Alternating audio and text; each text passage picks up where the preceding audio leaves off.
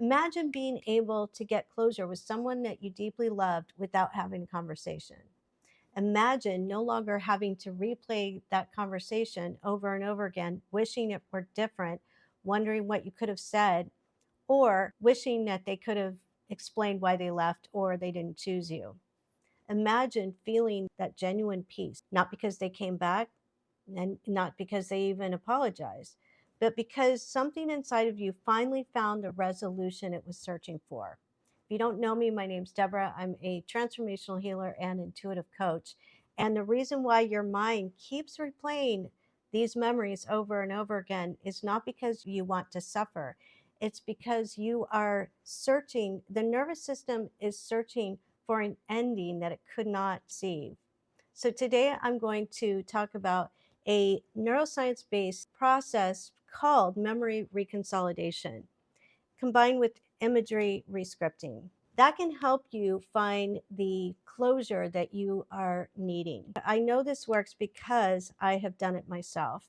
I had a relationship where I wasn't able to get the closure I needed to have that conversation. So I tried this experiment where I went into the memory, I leaned into and welcomed the memory or one of the memories to basically feel the feelings and to see what I was feeling and thinking, what was said, what this person was saying to me, what was being projected on me, what I was projecting onto him, and rewriting the script. So you're not rewriting history, but you're rewriting the script for rewiring your nervous system to really update your operating system, which is the nervous system, and updating to a new emotional outcome. So, whatever you said that you wanted to say, or you didn't say, or what was said, you wish it were different, you just go back and you say what you needed to say. And you can either imagine it and or write it down. Imagine what they s- say to you, what you wanted them to say. Imagine that you are releasing the limiting beliefs that are as a result of maybe what they said to you made you feel like you were unloved. So you created a limiting belief that, oh my God, I'm not lovable, I'm not good enough, I'm not worthy. So that's what I did. And I was able to really see that I had created even more limiting beliefs from that connection, from that relationship. Actually, some of those limiting beliefs I had brought into the relationship that was from the past. So, this is such a powerful experience that you can really identify those subconscious beliefs that are running the show and causing your mind to loop into wishing it were different, wanting to say what you needed to say, couldn't say it, feeling stuck, you're not able to get the closure. This is a great exercise to do. I also want to talk about the process. So you revisit the memory with compassion. That's the first. You bring up the memories. If you feel invited to do this, I will talk you through this right now. Is just close your eyes or keep your eyes open, whatever's comfortable. And I want you to think of a memory with someone that you really wanted to have closure with. It doesn't even have to be a romantic partner, it can be someone that's has passed away.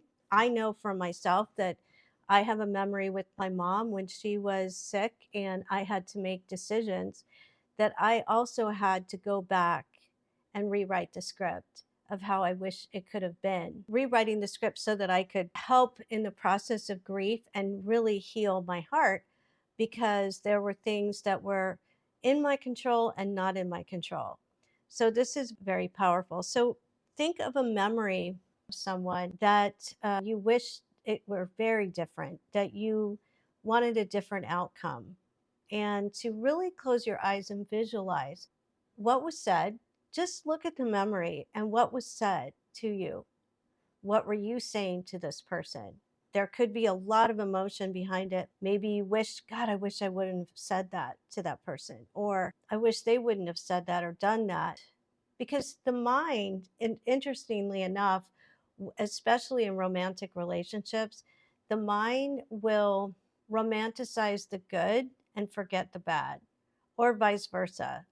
The mind seems to be very black and white. When something's taken away, suddenly we miss it. Even if it wasn't good for us, we suddenly romanticize the good parts of it. So, whatever comes up, let it come up. Welcome the feelings that when you can visualize with your eyes open or closed, it doesn't matter. But what is it that is coming up that really has an emotional charge? And then as you do that, really look at what was I thinking? What was I feeling about myself? What limiting beliefs was I coming up with? Maybe a lot of people, what happens is when there's all this grief about someone and there's no closure and it feels like unfinished. And maybe even some people, they want the relationship back. I always ask them, how do you feel about this person? What do you really think of this person? And a lot of times they'll say, oh, well, they're an avoidant, they're a narcissist, they're that. So that is being projected onto them, even though that person, I'm just giving you an example, even though that person wants their partner back, it's not really, I always laugh. I say it's not really good advertisement for them to come back because you have them pegged. You have this projection onto them of, oh my God, they're a narcissist, they're an avoidant. A lot of people throw those terms around. I'm an anxious attachment. Oh, he's a dismissive avoidant. And all of that's helpful to understand the dynamics, but it still doesn't really get you out of that loop because you can sit there and listen to whoever on these topics, on these attachment styles, and it doesn't really take you where you want to go.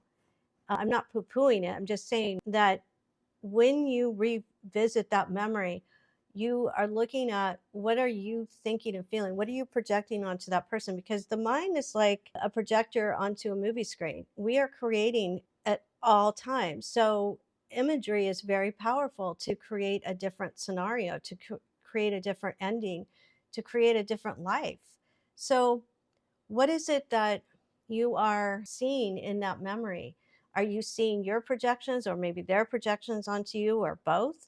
So, if you are seeing these projections and feeling maybe the anger, frustration towards that person because they said these things to you that were really painful, what is it that you are feeling in that moment about yourself? What are you feeling? I'm not worthy, I'm not lovable, something's wrong with me. What is it? Or something's wrong with them, they're that. And as you see these thoughts and feelings, can you let them go? Because when I'm working one-on-one with a client or in a group, it's amazing because they become aware, oh my God, this is what I've been feeling about myself for years, right? And it doesn't always happen just because it's that relationship. It could be from your childhood. Maybe your mother always said to you that you weren't good enough or you weren't worthy or whatever it is. And then we find a partner, we choose a partner that's doing the same thing to us and just reflecting back how we feel about ourselves, right? If you can see in this moment right now, as I'm speaking to you, what are your limiting beliefs about yourself, and write those down. And then as you write them down, you can look at them and say, enough of this. I'm going to release this. This is not what I want to carry around anymore. And so when you start to release this, you're going to feel so much lighter and happier and more at peace. And then as you release, you start to rewrite the script. What is it that you wanted this person to say to you? Imagine them saying that to you. Imagine what you wanted to say to them. Imagine saying that to them. The mind doesn't know any different. It doesn't know that that happened the way it did in the past, and it doesn't realize that it's not really happening now. It sees the same thing. So you're playing with the mind. You are installing positive thoughts and projections about yourself, about that person, and you're restoring harmony between the two of you without having a conversation with them. It's amazing. You don't realize how powerful that is energetically between the connection between the two of you.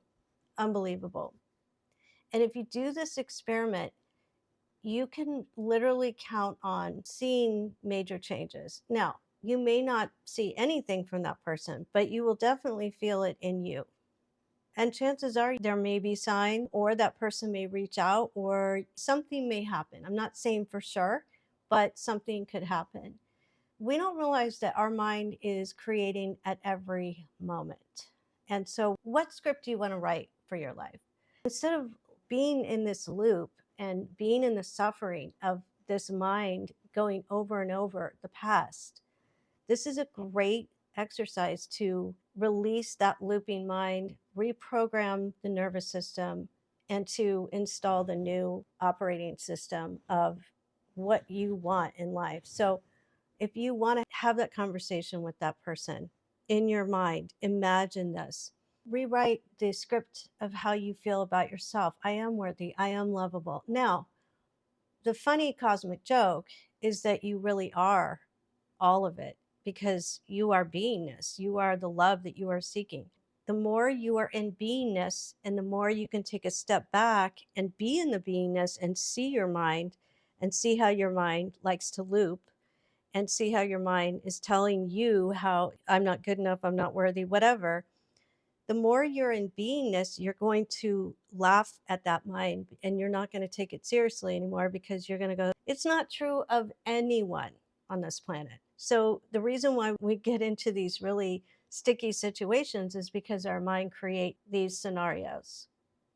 And to some people, they may disagree with me, but I'm talking from experience and a lot of studying of this. So if you realize that your mind is creating at every moment, you can just have fun and create a new script, a new timeline, a new version of yourself. And that's what I do in this work. My tagline is release, rewrite, receive. And when you receive, you're receiving what you already have, which is we're playing with the mind. So this is a healing technique that is very powerful. And I encourage you to listen to this video again and really practice and write your intention of what you want, and then revisit that memory with that person. And again, it could be a ex-spouse, it could be an ex-partner, it could be even any relationship where you feel it's unfinished and you'd like to get closure. This is a great way to do it. If this video inspired and helped you, I invite you to join my community, Live Into It, and the links will be in the description. You can join my private Facebook group, my membership, and you can also book a private one-on-one session. So thank you, and I hope that you like and subscribe.